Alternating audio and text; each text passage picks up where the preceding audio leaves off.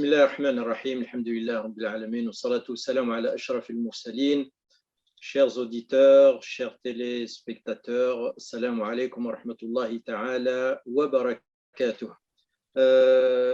Donc, comme l'année dernière, nous sommes très heureux cette année aussi, avec l'approche du mois de Ramadan, de vous accueillir avec nous pour passer de bons moments, donc tous les jours de Ramadan, hein, avec un programme très riche, très varié, et notamment donc une partie de ce programme sera réservée à la 38e rencontre annuelle des musulmans de France.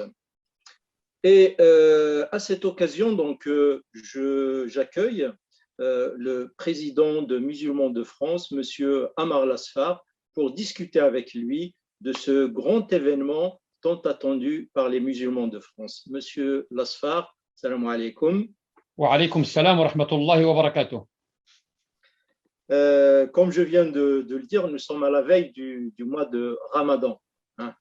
Un moment d'intense spiritualité, un moment qu'attendent les musulmans de par le monde, un moment de partage, de miséricorde, de dons, etc. Et donc, les fédérations musulmans de France ont annoncé déjà que demain, Inch'Allah ta'ala, sera le premier jour. Sauf que nous allons le vivre, encore une fois, comme l'année passée, dans un contexte de pandémie, dans un contexte de sanitaire, donc en confinement, encore une fois. Eh bien, je vous laisse un petit peu la parole pour nous donner votre sentiment par rapport à ce mois, comment le vivre, et puis, si vous voulez, adresser donc les vœux traditionnels aux musulmans. Bismillah, alhamdulillah, wa salatu wa salamu ala rasulillah. Très heureux de répondre à votre invitation à MF Web TV, que je souhaite, elle entame sa deuxième année. Je souhaite toute la réussite, et parce que justement, elle est là pour transmettre bien sûr à la communauté musulmane de France, à la société française, un certain nombre d'enseignements, et d'évoquer un certain nombre de sujets qui ont rapport avec la présence musulmane, qui ont rapport avec notre culte, comment il est conçu, comment il est vécu, quels sont les défis qui se dressent devant lui. Je saisis cette occasion pour présenter mes meilleurs vœux à l'occasion de Ramadan 2021, 1442 de l'année hégérienne. Je prie Allah subhanahu wa ta'ala à ce que ce Ramadan soit mieux que celui de l'année dernière et que Allah subhanahu wa ta'ala exauce nos vœux, nos prières, accepte nos aumônes et fasse en sorte que nous progressons dans notre quête spirituelle, parce que le Ramadan, c'est vrai, c'est un moment fort, c'est une opportunité, c'est un moment qui est donné une fois dans l'année. Et d'ailleurs, le Seigneur nous a habitués à des occasions, à des opportunités durant toute l'année. Il y a les 5 prières, d'une prière à une autre. Tout ce qu'on fait entre les deux, il est effacé. Tout ce que nous faisons de mal, bien sûr. La prière du vendredi, d'une prière à une autre. Le Ramadan, il est dit dans un dir du prophète alayhi salatu wassalam, as-salawat al-khams wal jumu'a ila al-jumu'a wa ramadan ila ramadan mukaffiratun lima baynahun. Le pèlerinage en lui-même, le lever du soleil, le moment de la rupture du jeûne, c'est des occasions, c'est des opportunités pour nous purifier, pour que Allah subhanahu wa ta'ala nous fasse miséricorde. Donc je m'adresse au Seigneur surtout en se préparant à vivre la première nuit du Ramadan. C'est aujourd'hui la première nuit du Ramadan. À ce qu'Allah subhanahu wa ta'ala fasse à ce que les musulmans de France et du monde vivent leur religion en sérénité, en paix, loin de toute provocation, loin de toute exagération, loin de toute mauvaise compréhension qui mène à la radicalisation et à l'intégrisme. Hein. Voilà, donc encore une fois, Ramadan al-Mubarak, وأهله الله علينا وعليكم بالأمن والإيمان والسلامة والإسلام. Deuxièmement, cette année, le Ramadan, certes, nous le vivons pour la deuxième fois dans une situation inédite, hein, une situation engendrée par cette pandémie, hein, par cette épreuve, d'ailleurs on en parlera, hein, cette épreuve mondiale que Dieu a permis, hein, que Dieu a permis à l'humanité, bien sûr, dans un but qui est un, de la purifier, deux, de lui pardonner ses péchés, trois, de lui permettre de progresser. Le prix, certes, il est cher payé. On le paye de nos vies, hein, et des vies de nos proches. Hein. Nous avons connu ceux et celles, comme moi, qui ont chopé le virus, mais alhamdoulilah rabbil alamin, on a réussi à faire face, justement pour permettre aussi à la science d'avancer. Et d'ailleurs, on voit maintenant tous ces vaccins qui ont été inventés. Donc, la science, on verra dans quelques années les bienfaits de l'épreuve. Il n'y a pas que l'épreuve en elle-même. Il nous a limité notre liberté, il nous a limité d'aller dans les mosquées, il nous a limité justement de sortir, notamment la nuit, parce que nous vivons le couvre-feu. Mais tout cela, à un moment donné, hein, quelques années plus tard, on verra qu'il y avait de la miséricorde, hein, divine dans cette épreuve. Donc, nous allons entrer une deuxième fois dans un ramadan, hein, en plein confinement, en plein couvre-feu, mais j'allais dire, le ramadan déjà, le quatrième pilier de l'islam, il est censé il est censé être discret. Il est censé être discret. Et d'ailleurs, dans un hadith qudsi, Dieu dit « Kullu amal ibn Adam lahu, illa as-sawm fahuwa li, wa ana ajzi bihi » Donc, le jeûne du ramadan, c'est un secret que seul Dieu connaît. Et c'est pour cela qu'il a réservé une récompense immense à celui justement qui jeûne dans la discrétion. C'est l'adoration cachée, on peut dire. C'est pour cela que c'est très, très important de mettre l'accent sur ça.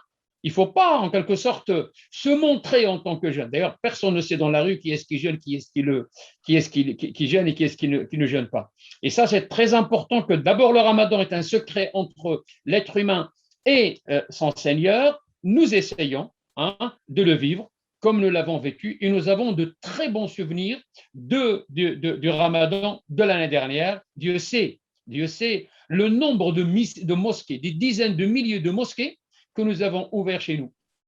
Et ces mosquées, on va encore une deuxième fois les réouvrir pour, Inch'Allah, y faire des prières nocturnes. Bien sûr, dans des nombres réduits. Même si nous sommes chez nous, les exigences sanitaires doivent être respectées, les distances doivent être respectées et le nombre doit être respecté.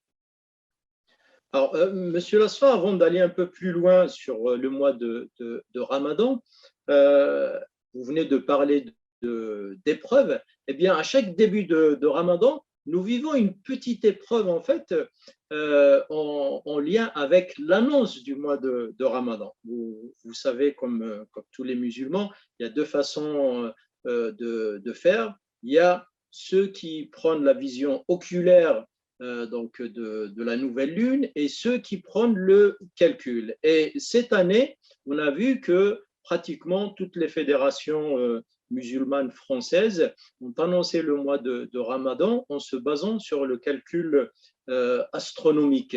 Est-ce que vous pouvez nous en dire un petit peu sur cette avancée justement qui petit à petit fait son chemin et essaye d'avoir l'unanimité des acteurs musulmans ici en France? Vous savez, musulmans de France, on a fait c'est-à-dire du calcul astronomique et scientifique, on a fait son cheval de bataille, et depuis plusieurs années, depuis quasiment, j'allais dire, une quinzaine d'années. Nous avons organisé un colloque, nous, musulmans de France, et nous avons invité des sommités en matière de sciences et de jurisprudence musulmane. Puis, nous avons aussi poussé la structure représentative du culte musulman à organiser aussi un colloque, le CFCM, a organisé un colloque en 2013.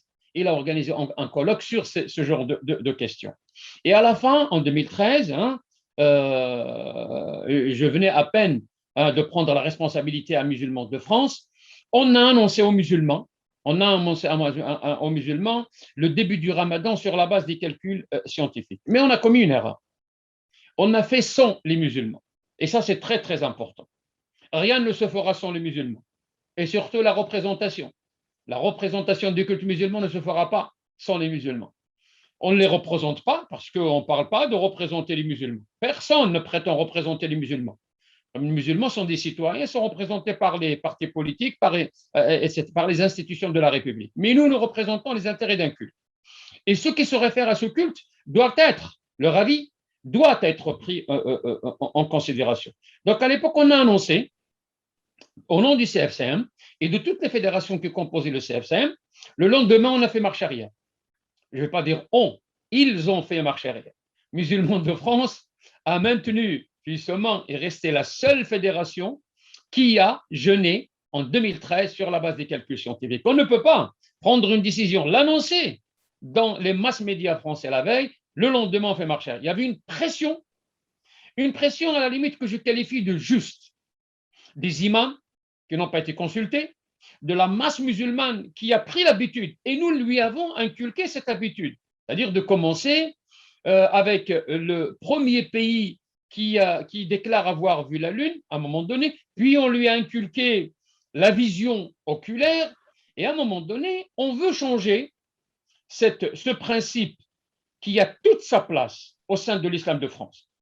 L'islam de France se fera en matière de jeûne sur la base de la science. On ne peut pas tourner le dos à la science et dire on attend la vision oculaire. Ici en Europe, on a du mal à la voir, mais on ne peut pas compter sur des pays qui déclarent avoir vu la Lune sans que cette dernière soit née.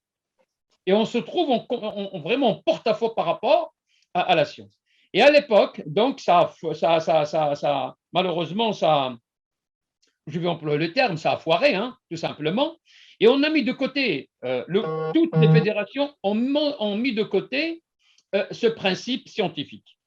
Quant à Musulmans de France, il a toujours continué à en parler, notamment à travers le conseil théologique que préside monsieur Dr Ahmed Jaballah et Ounes Gargar, Dr Ounes Gargar, qui à chaque fois rappelle à la communauté musulmane, ils ont sillonné la France à travers des conférences et expliquent, ils ont fait de la pédagogie.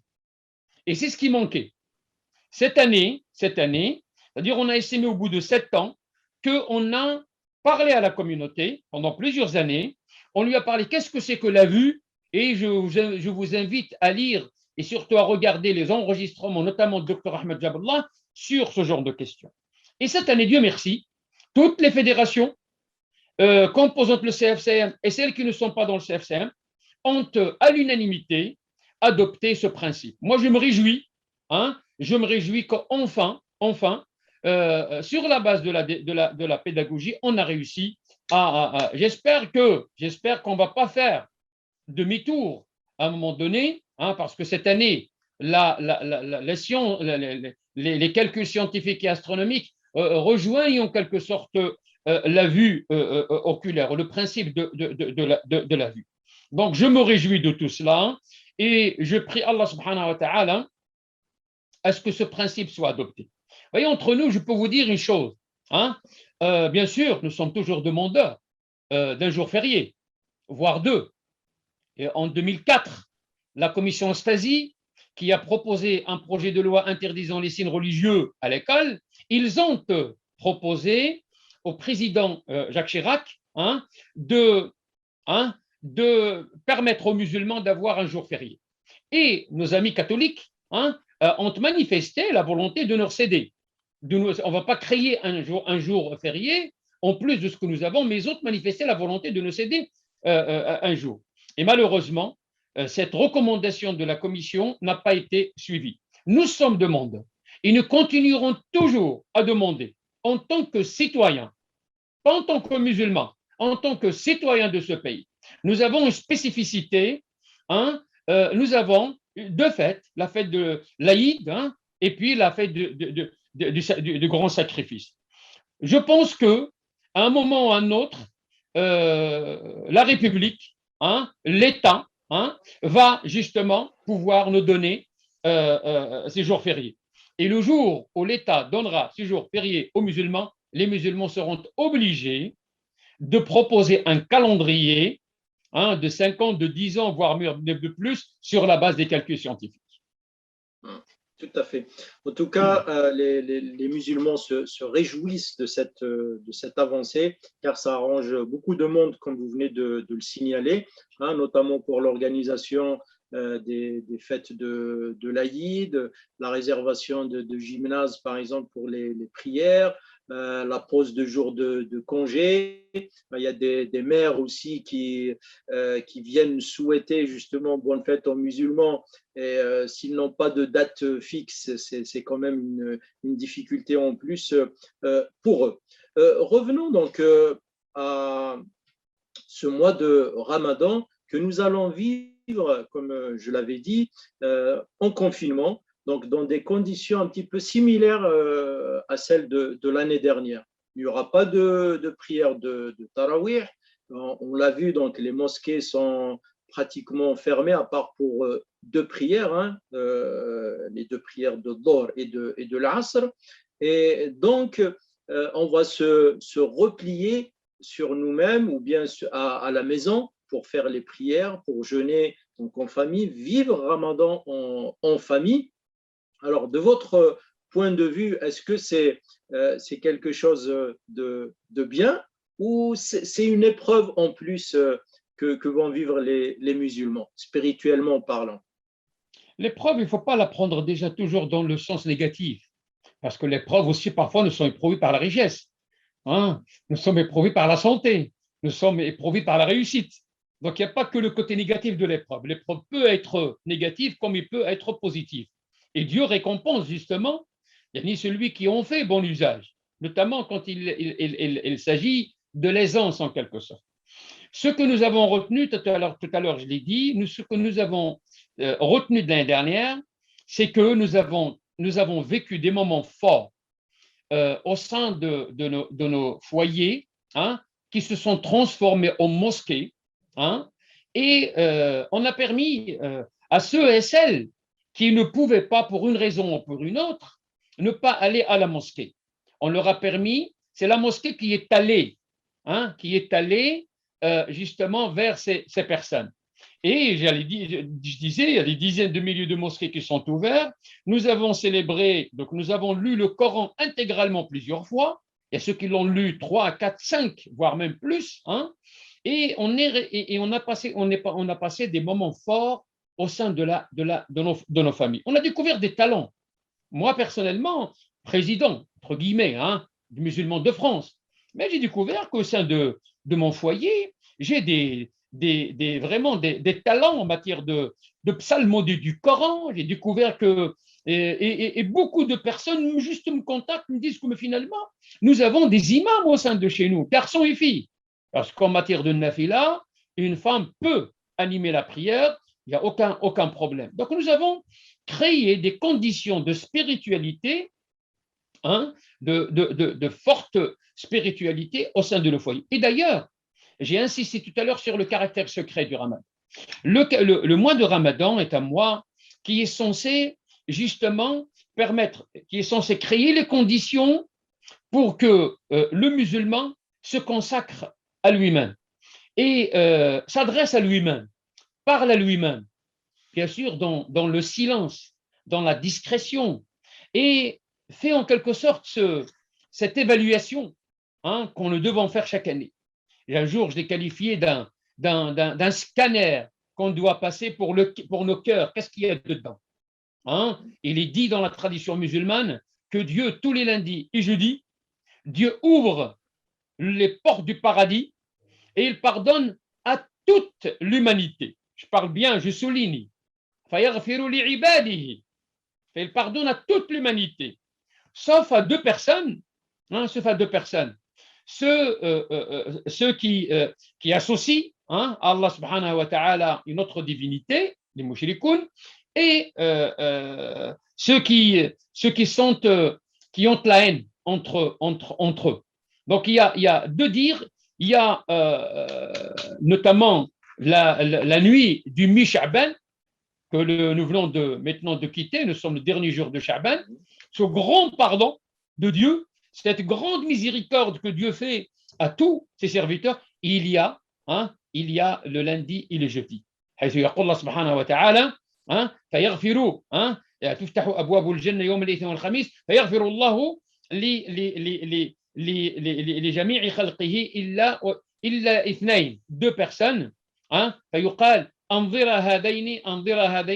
هذين حتى يصطلحا ceux qui ont la haine donc nous avons cette occasion donnée par le mois de Ramadan pour questionner ce que nous avons dans nos cœurs, pour voir la place de Dieu au sein de nos cœurs, la place de l'homme, parce que pour aller vers Dieu, il y a un chemin qui mène vers Dieu, celui de l'homme, la place de l'homme dans notre cœur, la place de l'utilité, sommes-nous utiles ou pas à autrui, la place du sens des adorations, parce que chaque adoration, elle a un côté mécanique, mais elle a surtout un fond philosophique. Et on va voir justement le pourquoi du jeûne, le pourquoi de la prière, le pourquoi des invocations. Quand on cherche, notamment en lisant et en relisant le Coran, on découvre justement ces sens-là, et c'est ce que permet le mois de Ramadan quand on lui consacre le temps qu'il faut, et on sort à la fin avec vraiment un niveau de spiritualité et surtout une compréhension du sens de la religion au-delà de son caractère mécanique. Très bien. Comme l'année dernière, donc, le mois de Ramadan a été une occasion pour Musulmans de France de lancer cette chaîne Web TV pour justement rester en contact avec la communauté musulmane et puis aussi diffuser, on va dire, la rencontre annuelle des musulmans de France qui a été annulée déjà l'année passée. C'est toujours le cas pour cette année. Donc, on va essayer de reprendre et refaire la même expérience pour diffuser la 38e RANF de cette année. Alors, est-ce que vous pouvez déjà nous rappeler le thème de cette 38e rencontre annuelle des musulmans de France, et puis on discutera un petit peu dans le détail du contenu de la rencontre. Petite correction, on n'a pas annulé, donc, mais on a été empêché. On a été empêché, donc Corona, encore une fois, Covid-19 nous a empêchés d'organiser notre rencontre au Bourget. Mais il nous a donné aussi l'occasion de l'organiser sur la toile. Donc, le musulman, intelligent par nature, il faut dire que, voilà, trouvera toujours le moyen de s'adresser à son Seigneur et trouvera toujours le moyen de s'adresser à l'homme. Tout à l'heure, j'ai parlé de la place que Dieu occupe dans le cœur, mais aussi de la place de l'homme. Nous avons, à un moment donné, dit, le Covid nous a empêchés de nous réunir au Bourget. On était dans la 36e rencontre aux alentours de 150 000 personnes. Eh bien, on a dit, nous avons aujourd'hui la technologie, merci la technologie, voilà, la technologie, le développement scientifique, Internet, nous offre cette opportunité. Et nous avons créé justement cette MF Web TV. Cette MF Web TV, c'est une des bienfaits de l'épreuve du Covid.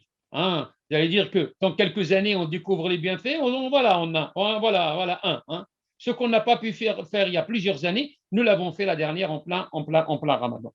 Donc, on a été empêché d'organiser le Bourget, la rencontre annuelle, la RANF annuelle des musulmans de France au Bourget. Nous l'avons organisée en direct. Si nous comptons ceux qui ont consulté au moment de la tenue de la rencontre, l'année dernière, de la 37e, et surtout parce qu'il est sur la toile, pour l'éternité, je pense, donc ceux qui la consultent, eh bien, comptez, ils sont combien? Ils sont 1 650 000, ils sont 16 500 000, ils peuvent, je ne sais pas, le nombre, il peut. Donc, au-delà des 150 000 que nous réunissons et ça nous coûtait beaucoup d'argent. Or, maintenant, ça ne coûte pas beaucoup d'argent, mais ça nous prend beaucoup de temps hein, pour faire préparer. Et d'ailleurs, je te tire chapeau, cher Karim, hein, et toute l'équipe que tu animes autour de toi sur ce genre de questions. Cette année, on va encore une deuxième fois, donc on est empêché encore une fois par la Covid, donc on va organiser la 38e rencontre des musulmans de France sous le thème de l'épreuve, encore une fois. Mais regardez, musulmans de France, déjà, il a sa lecture positive. Donc, l'après l'épreuve. L'épreuve ne restera pas éternellement. Dieu ne va pas nous éprouver éternellement. Dieu n'est pas là pour vous châtier. Dieu n'est pas là pour vous éprouver éternellement. C'est un moment. On sortira de l'épreuve. Je pense qu'on sortira grandi, qu'on sortira en bonne santé et que la science hein, aura progressé notamment dans le domaine de la recherche. Donc, après l'épreuve, comment réinventer ensemble? Le mot ensemble est très important parce que nous ne parlons pas en tant que musulmans aux musulmans. Nous sommes sur la toile, même au Bourget. Même au Bourget, ceux qui venaient au Bourget, on n'a jamais tenu un discours communautariste, entre guillemets. On n'a jamais tenu un discours qui se replie sur lui-même, parce qu'on pouvait le tenir dans nos mosquées. Mais quand on vient au Bourget, voilà, on vient tenir un discours public sur la place publique pour parler à la société. Voilà ce que nous sommes, voilà ce que nous faisons. Regardez, vous allez voir beaucoup de défauts parce que nous sommes des humains, hein, mais vous allez voir aussi beaucoup de qualités. Voilà comment les musulmans fêtent, comment les musulmans se rencontrent. Yani, au bout de 35 ans, aucun incident majeur. Aucun incident majeur. Alors que nous connaissons d'autres rencontres hein, qui sont malheureusement traversées par des incidents. Comment réinventer ensemble, c'est-à-dire en tant que citoyens, le monde de demain? Tiens, est-ce que les musulmans ont le droit de parler du monde de demain? Mais si, nous nous préparons déjà après la vie. Donc nous les musulmans, on se prépare pour la vie après la mort. Donc c'est tout à fait normal qu'on prépare demain. Demain, la lecture que nous faisons nous, à musulmans de France, demain sera prospère. Ce qui veut nous montrer qu'il n'y aura pas de demain possible. Ce qui veut nous montrer qu'il n'y aura pas un avenir pour l'humanité. Et surtout pour les musulmans, avec les épreuves aussi que nous traversons, hein, les différents débats, notamment à l'Assemblée nationale, au Sénat. Qu'est-ce qu'on n'a pas entendu? Qu'est-ce qu'on n'a pas entendu? Mais bon, nous considérons que ça, c'est passager. Ce n'est pas la France que nous avons adoptée. Ce n'est pas la France que nous avons aimée. Et nous continuerons justement à l'aimer. Ce n'est pas notre pays. C'est un moment difficile que nous traversons, malheureusement, et je le dis tout le temps dans mes prêches. On a été mal compris, on nous a assimilés à la 5e colonne, on nous a assimilés à un danger potentiel, alors que nous sommes les vrais alliés de la République. Parce que nous sommes des citoyens d'abord, et nous l'avons prouvé en signant la charte des principes de l'islam de France avec Monsieur le Président de la République. Donc, nous pensons déjà, à travers le thème que nous voulons, et on va organiser quand même, on a programmé, moi je tire profit, vous allez cher Karim, au sein de MF WebTB, donc vous allez organiser des conférences dans ce sens. Donc, l'épreuve, certes, mais après, tout de suite, projetons-nous hein, dans le monde d'après, comment le réinventer, hein, comment le vivre. Qu'en est-il de la place de l'homme et de l'humanité? Le côté plus important au sein de l'homme, c'est son humanité. Hein? C'est un peu les questions du sens, la fraternité et l'environnement. Ces notions-là, on va en débattre hein, en grand public. Donc, on ne va pas tenir un discours communautaire sur la toile. Sur la toile, tout est affiché au grand jour. Donc, nous allons participer au débat. Et je pense qu'on n'est pas les seuls. L'homme aujourd'hui, comme le mois de Ramadan vient questionner l'homme, qu'as-tu fait de ton Dieu? Qu'as-tu fait de ta foi? Qu'as-tu fait de ton prochain? Qu'as-tu fait de tes prescriptions religieuses? Aussi, l'homme doit poser ces questions à travers cette épreuve qu'elle a vécue. L'humanité, les 7,5 milliards. Est-ce que on a tout fait c'est vrai, l'homme a excellé dans la science, dans la civilisation, dans la technologie, hein? Mais qu'en est-il du sens? Qu'en est-il de ces questions qui dérangent? D'où vient l'homme? Vers quoi il va y aller? Il va aller. Ce sont des questions philosophiques, mais l'homme doit les poser. Doit les poser. Et nous pensons que nous, en tant que composantes de la société française, qui ont la foi que nous partageons avec les autres religions, nous sommes amenés avec les autres religions monothéistes à rappeler à la société moderne quelques éléments qui compléteront en quelque sorte. On ne substituera jamais à ceux qui gèrent l'État, parce que les choses sont claires. Le religieux, c'est le religieux, le politique, c'est le politique. Mais comme contribution de notre part au bien-être de la société, surtout en matière de débat, parce que nous, on ne va pas programmer à l'Assemblée nationale ni au Sénat des thèmes de discussion. Mais nous participons au débat, voilà, et nous disons que nous avons un certain nombre, avec les autres religions, un certain nombre de valeurs touchant, bien sûr, relevant du sens de la vie qu'on peut justement offrir à la société moderne. On le voit bien, donc il y a ces trois mots qui sont trop dans ce titre. Donc je rappelle le titre, après l'épreuve, comment réinventer ensemble le monde de demain, humanité, fraternité, environnement. Donc il s'agit bien de remettre l'homme au centre des préoccupations de tout un chacun, de retravailler cette notion de fraternité qu'on a vu se manifester durant cette épreuve, hein, à travers les solidarités, à travers donc la mobilisation de tout le monde pour porter secours, pour porter aide, etc. Et aussi redonner le droit à la nature en préservant justement notre environnement. On disait réinventer ensemble. Ce n'est pas la première fois, mais on l'a déjà vu dans toutes les rencontres de musulmans de France. C'est une rencontre ouverte, hein, où assistent donc des musulmans, des non-musulmans, hein, qui viennent de France, qui viennent même d'Europe, et surtout donc les intervenants, les conférenciers qui viennent apporter justement leur point de vue, leur contribution. Et ça sera l'occasion justement de discuter, d'échanger autour de ces thèmes avec des musulmans, des non-musulmans. Vous avez cité les autres confessions.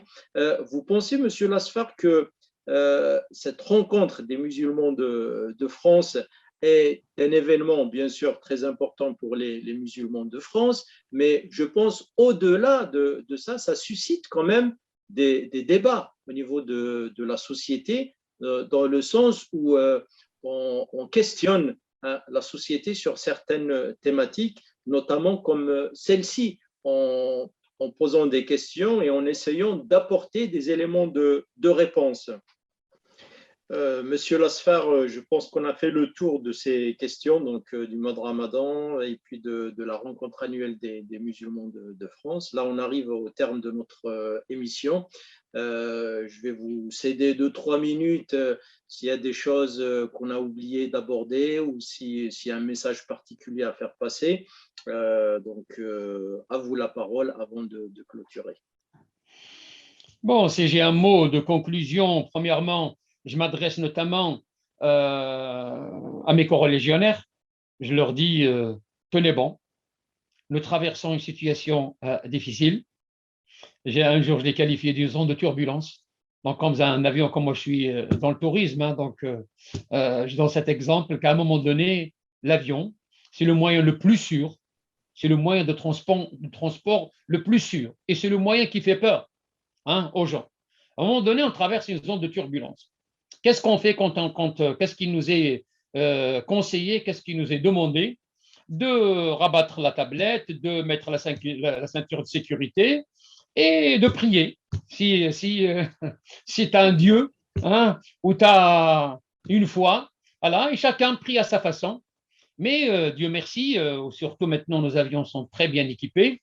La zone de turbulence ne dure pas, allez, une minute, moins qu'une minute, parfois plus. Et après, donc on reprend yani la situation normale, quoi. Nous traversons en France une situation difficile. Je le connais, je le reconnais.